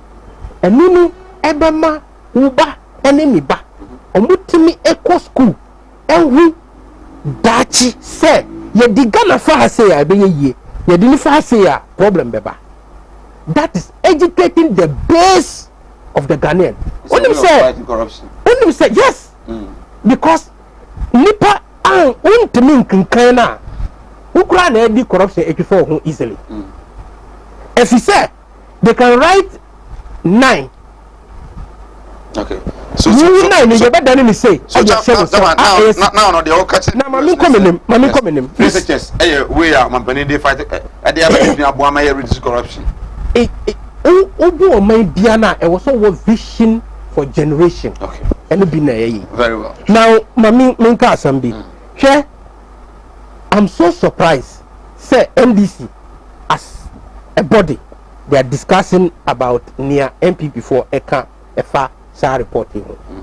In the first place, me as an individual and as the communicator of the party, I have not said anywhere, and I will not say it. Say CDD are bogus. I will never do that. But can we say in 2015, the sitting president of the republic, Efre CDD bogus. Otukuno, Efre CDD report bogus. Milante, Efre CDD. Say hungry way like a bunch of hungry people. The same CDD. Sani paya almost say Omo na omo da se adwuma wo hono mo. Ene de omo report na eye mo de. So I'm not surprised. Hwe oka no oka bi ekoka say hwe onukura printing auditor general's report edi baye. O see Mahama era no 2016 over 9 billion and na auditor general report say eyiraye. But yem mrei 20 billion. Samai me person me bisa question ye tiefo any wo any ono mu answer me say obi wieo ene ana say abo bi kawo ene na say wa nkumu no na wuja abo no na ochina okawo mienu ana miensa na na wo beble mu no ne oka no miensa no ana say ne oja no enura na oka no ba ko a oja no e ma ni nyiye etemika 2-3 times no na wo beble mu no. You see, the same public sector people now mu auditor generals report eka bi efa mu hono. They are the same people. MPP by no on sister everybody there. Okay. Omo ho. And the auditor general's report no, it did not center on individual as a President Akufo-Addo. No. It brought institutions. Say institution has a special naira. Institution has a special naira. Sana ekanye. Mubwana. Now Mahama had the opportunity to have cleared omo 9 billion na minia ekai. He didn't clear them. They grow into the business. When you say Juma bia oye ne da bia te sana minimum for several years. You are a master of the business now. So they have become masters of the business. What do you expect? So you see the comparison now omodine namno Mr. Remoka. Let's discuss. I'm not getting you. Let's discuss. Say Mahama and me I'm fighting corruption no intino. Now no oma gain experience. The most buy no oma gain experience now enye no. Some your modern.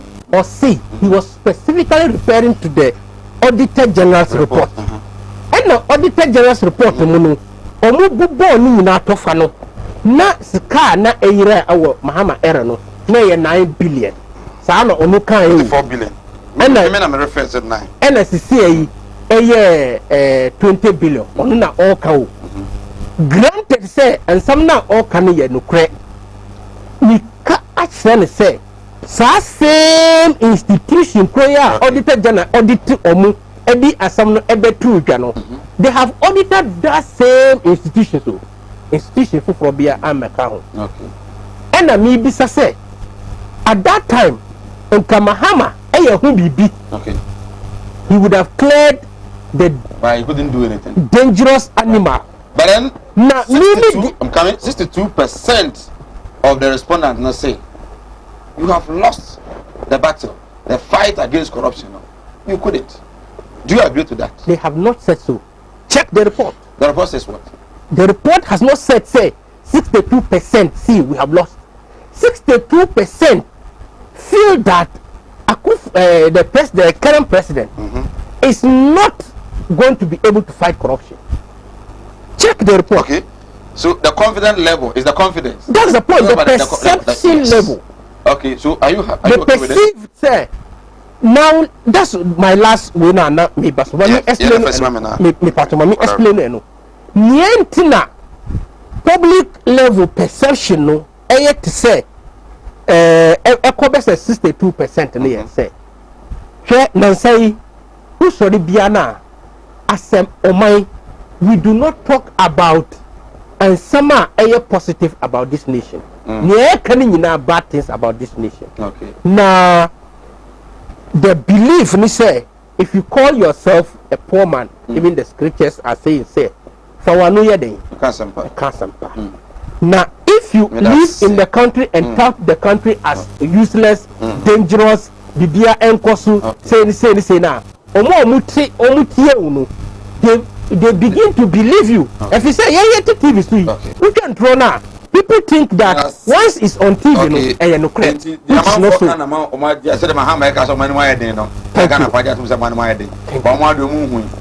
Thank you.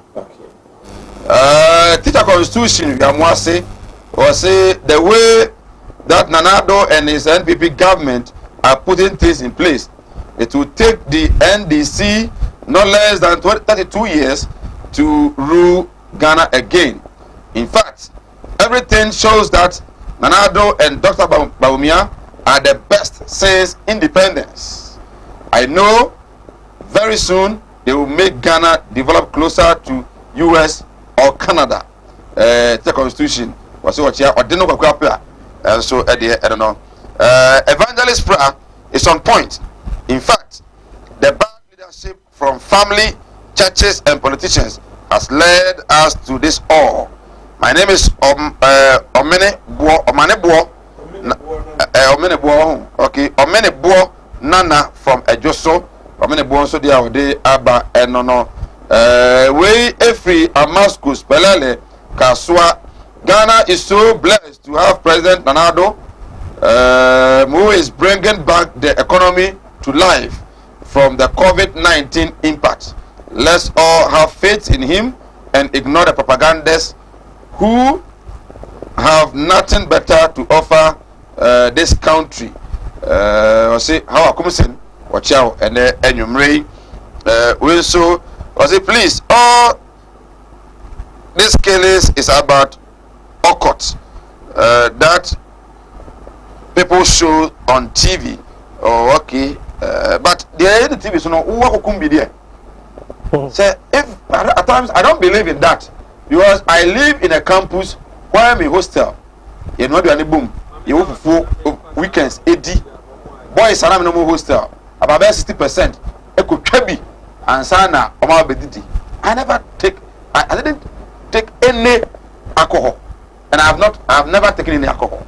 So you can't tell me say because maybe I'm not you know. But man we humanizer, you know. I was also a humanizer. For me, at times I don't agree with such media, but well, it's your suggestion. I'm suggesting that government should audit the various churches, especially the Church of Pentecost. Formerly, when the Holy Spirit was functioning in the churches, the pastors were genuine, but in these modern times, most of the Pentecost church pastors are thieves and duping the church. They are the factor of the crime rate in Ghana. Jacob Emisa Sopon.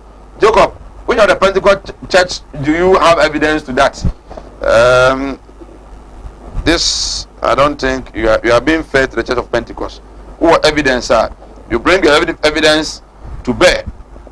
Farouk Edifitema, of course, I will do more to protect the safety of the president that saves Ghanaians billions of dollars from Septon deal than a leader that couldn't even pay for allowances in this country. And also I don't know. Truly, NPP government should set up, else breaking the 8th year will be a mirage. Nana Addo should set up a henkra if we drobo and what the Abba. We say good evening, sir. Nana Addo and NPP are playing with our intelligence because what is going on now is not what we were promised before. Joe, the Abba and on. Okay, we will say, Sir Mike, let the NPP know that during Mahama era, DCs were sacked. DC was sacked for just saying who said Tria, and a minister of state was sacked for a video circulating around that she wanted to make $1 million. But at Nana Addo is shielding ministers and party people who have been caught in corrupt cases. I didn't agree with Mahama when he sacked that lady, the minister. Now me say me pay $1 million me that politics. Say my country na me boa boa no a couple me say scan. Who knows? Well, evangelist mean on corruption. Now for your course. Good. You see, empanyinfo say kasa tenten wo and top onko. Enti washa ya ka CDD report corruption asem alaji dey na why MPP. Enya wo nko. I will still maintain say the most difficult job our Ghana to attempt to defend Nana Addo Dankwa Akufo-Addo ne naban. Papa. Ma omo. Na MPP co-opposition In fact, they are even there. They are new leaders in Ebano. I see young ones. I have friends who want to be part of the leadership. When you have a baby, Musu, or party in opposition, and now some corruption, some baby, cause one another. Okay, so listen to Ofayao Akunfi. I say under former President John Dramani Mahama, these corruption cases were recorded in our country. NCA, $4 million. Venture capital, 3.1 million. Wyoming, 51 million. Quality grain, $400 million. Maslog, 8609. Senate, 66 million. Saglimi, housing, cocoa board, on and on and on and on. Until we need any way to justify. I'm saying if a 2-way, text we read in a ne asema mebe kano ehia pepepe at what way was a certain level a drew has say na certain bia wo de suma me say me nko penso mra na da ha mama the use of this bottle na I less because it to me for more than the million now wo ka bom we useless and no be na Abranti or Sunday text any MPP for you can list at all. Wyoming or Ghana have no near. Wyoming sick and Omaje saying that they have become. You see, yet Ghana for 8 years I know my way. Empty no more 2 million a mammo. 1 year 2 million.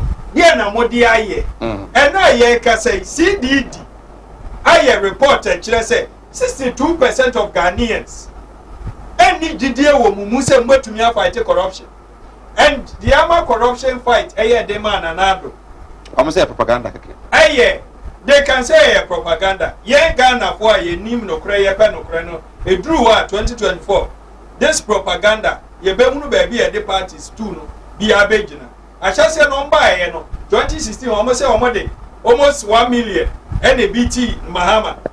At 2020, Jemen Sunday 6 results in a buy difference in ASA.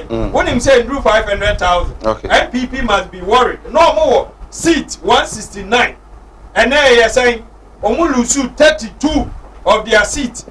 So they can to me the almost amonu amotuom. Now omanu no omo. Say aye ka say oman panyini we are singing na opa phone go mother serpent of corruption. Twedi enidin beba. Nanado danko ekufuado. Wo permanent stack on to me wo wurum fino. Yenti nanado fight against corruption aye ne den aye busuan sem na ane endamfo na odi ibu na bai. Nanado ana ne ba ewo appointment omampanyina wama ne ba appointment omampanyina wama ni nua appointment omampanyina wama ne office appointment omampanyina na busuafo ne classmate ne ndamfo. Ebi wa ma no do mean to me kan wa but Ghana for nyina ani ebi ya ambassadors. The mama me no mu nyina wa. Good evening, Mr. Mike. These people are experts in lies, so they did it to Dr. Kwame Nkrumah and now Mahama. Okay, God is watching them. Peter, if you go so and also Eddie Abba, I'm enjoying your show. Keep on with the good work. Manajabi. Yara say and you may Jaman. So right. What year this 50% no? It would GDS more bomb more thing. So 62% no so no. The best is saying they fancy. So Mike made us see. Chairman. Okay. Also, Mahama Obedina as president no. After 5 years, OC a free equivalent. His nemesis are still catching up with him. 5 years. When him say his nemesis are still chasing him. Segleme, before the founder of NDC, His Excellency the late President Jerry John Rawlings, Okoyeno, Okase, Segleme winu, Ebon Kon. Now, nobody in NDC should get up and defend sa particular way na ono information na ye di brain no e che se nipa nsuro nyankopon awo man mu ha okay nipa yesi konoko gina na yensi 5,000 unit housing way for poor people. Are you sure that is my poor people? Housing projects are not for poor people because you and I intending to be a hardy so man money go to be and a premier okobnane sorry tamsika buto $200 million e de ko she ni pensem abra on see even 2,000 housing crap me sorry me me amanantum 0202668461 668462. Thank you. Or see Otihano or see a juma bako dinipa to onu so be defended so ube defend His Excellency the President of the Republic of Ghana. Che onu ene hunesa if he say dini amano nobody can tag the president as corrupt. He knows that. Yes, President Tihai, nobody has ever pointed finger direct either outside this country or inside this country. With exception of but yeta obi free UK ebe tagi Mahama obi sa free Burkina is the president listed or the car or the is our government listening government or the Ford the abema president send be president will be induced president we are no koko jina 0202668461 no contractor can beat him. It's our president no man say absolutely. This was a for private jet view. Now this time round no 14,000 per hour. Yeah. If that is true, right? Yeah. First one na ebaye no. Say you see politician. You see hello, good evening, Meba. Hello, good evening. Yeah. You are free. Right. I'm not sure. So yeah, you are part of that. Some are so much. Kaka prepare me can say. I'm saying I'm making some original Samuel and I'm continuing a pump for us for Jimmy and Nuruddin and Mitchell Park. Kaka make can say, Osha and Yema Ekosu Kuma. That's how I defend the area because I'm the big idea. Kaka step for and Yema and I'm the damn quite one chair so when you will be that.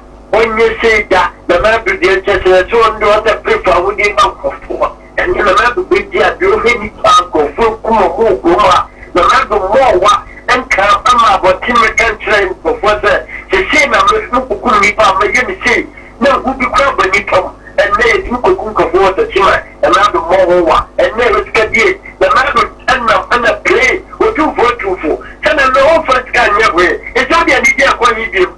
Don't play at walk over, you can't want them. It's a what's up for another play, and chamber on the crack. This is your dream one at time every member says you get time at your work. Okay. Yeah, I get you and I don't want to one more day. Right. So you know the truth, right? All right. Yes, so yeah, that's say hello, good evening. Hello, good evening. Hello, good evening. We need to show me friend you Ray. So, the phone number I'm free. And I ain't seeing free BA. Oh, so where you? Yeah, the old man no, in the echo. Everything you brought and I how dear the moon. I mean, I don't know what I feel. You will call them the one. Yeah, so yeah, that's it. Tiawa, hello, good evening. Hello. Good evening. Good evening. We need to show you friend you Ray. I need you. Many coming Yenti wadaruma.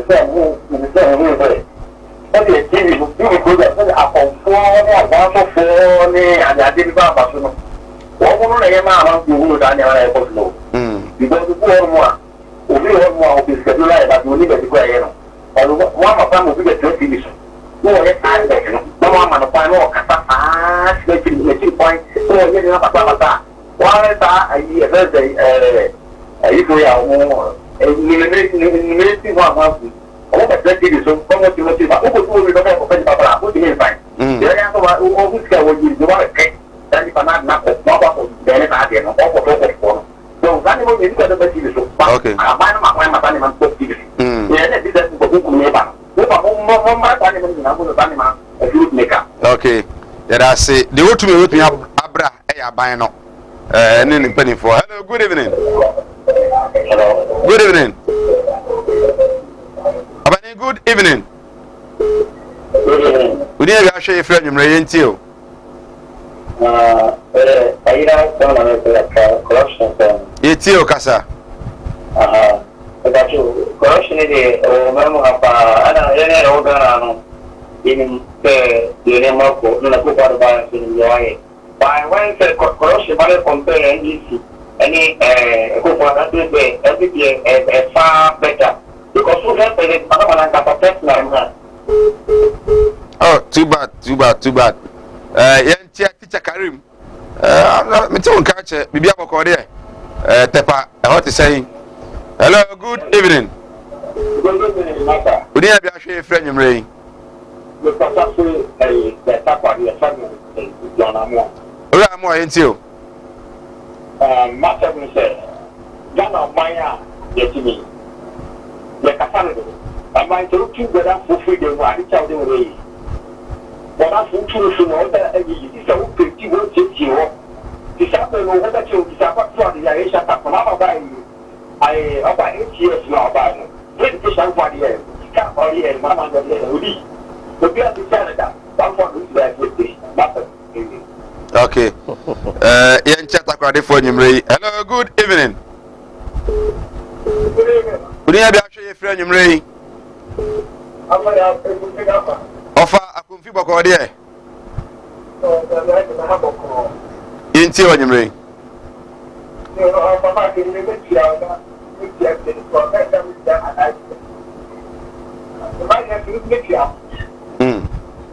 You also.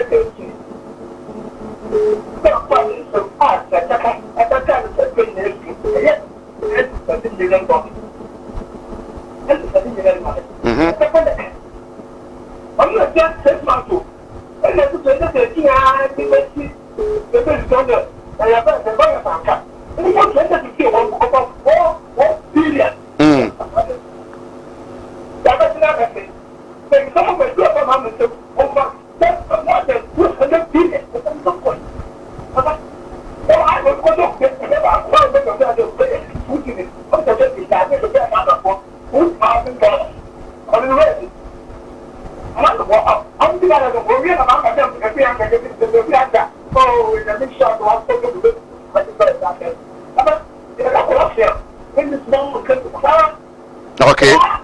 From MTN to Boda, all the pay over 1.5 billion.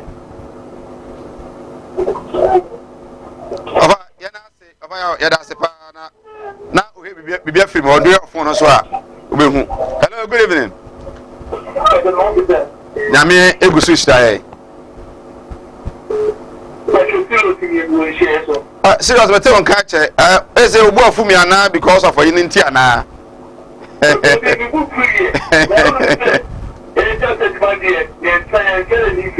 Okay.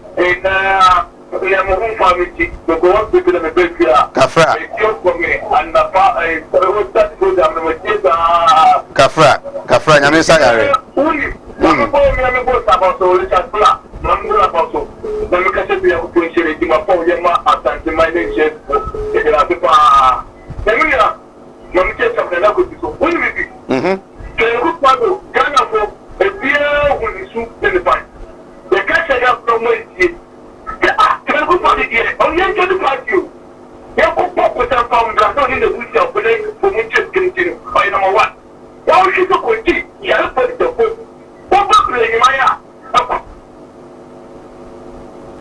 Hello, serious. Seriously, I read the fear here. I na ya afra amount me na nyina so. Fache ye why? Hello, good evening. nyame gu so hyia wadaroma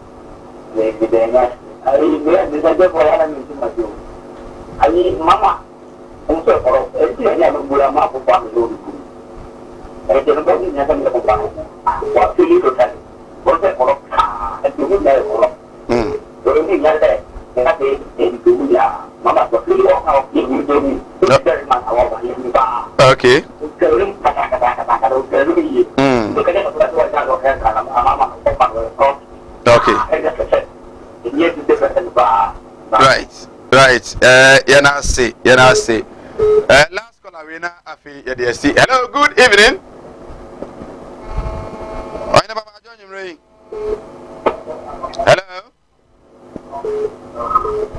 hello good evening hello okay onti yanka me fancy yemre no enya aye emre mwe na afi yemfa esi ebacho edwin peke obi abio yemfa esi na mame nko bantama constituency na memongura MP wanyeku no mo bantama na afi menchia bantama chamanjo akola nyame echiao ena nyumre nyame nshira pa bantama fu nyina so mo dase nyame nshira pa well chairman yako Serek me dasi Mr. Obama fa akunyo we na me nka ensambe fa mi agency den sanka ba yo imra na so oba na sanka ma meti asese o pese me ma time 10 minutes 20 minutes kam de mama it's imra na so okay briefly just 1 minute ejumade sronko bi awo asenteman mu ha which is monitoring no enu ena eya adia sronko a yetimi edi access facility say uba ya odi document ba ya ma wo license no HA okay udi meralo so ana okay when is abend you be close it down mo I am telling you hefra ani na nya na betra ya wo sha so close down am ka che so wuntimi wo ka che me so wobetimi any 2 days wuntimi no say ya close bi wo close say na duru say program no we close say list na ye di buy no you see my program you know nyina na ye we are we for you know nyina na ye me bo ana ya close bi bre yes we feel kumasi o pese oye ni ya kokrom na koye ni ya close bi bre that's what they told him but oye ni ya nko koye ni but o say help from where dey ye monitoring okay nti we are not to nyama yi se be ya mo ba e bitumi akoso health dey ehun hia pa manu sa me na say ma yemfa nchia Malam Muhammad Spiritual Herbal Center ko TV Malam bi are fine why bi are fine say there eja mo manaka why Malam Muhammad chia na jimre pa oni agia me chia mo pa well evangelist yeko ne kra senior yeko no mehu no ma bi okay yen ya famu die aban ya famu die nyankopon so beye okay obia nyankopon de oye ne die aban trokan ya no beye no wonim se Ghana for anto aba mana na ekufu adoa enka ye mu se ye beto cement 50 cedis se Ghana for anto ya po wie no afa na raise new topic enka omo nim se ya po wie u raise topic ko pese u kasa topic ya sanka o mayaka mana na adoa okay omo nim se right iron rods 1 ton ye beto no 54 million evangelist SMP na ekoso so anto aba mana na ado dan ko ekufu adoa right enka omo nim se me that say evangelist with a NDC is so former PC and regional communication member for the NDC or Otenenka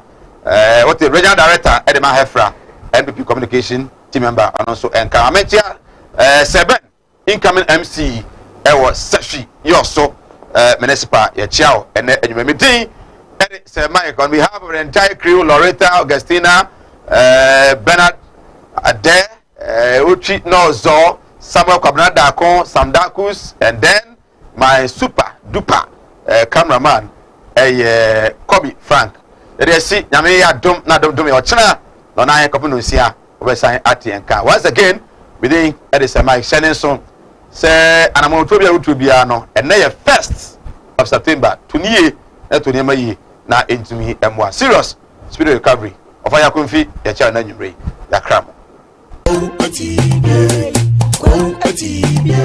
animudia me manfo ni bintina mo ne yira ebinu be from ho se me yo omo asofo nso no mo nya ma asore ma akom obi o ho amene wo kasa isro ka chino wa ya stroke no enko malam se bra ya adwuma memene da okay kwesi da edwoda ebanada okuoda yawada efie da ana menya adwuma na efie da wo beto ya wo so me hwaw because nipa ana wo homeda nyankopon eni homeda okay akwala na wa wo no akwala na nya 10 years eko 15 years on 90 da woda fom obi so ho wa akwala na no isonsuo obi so ho so wa akwala no de ye afa no kon no ya na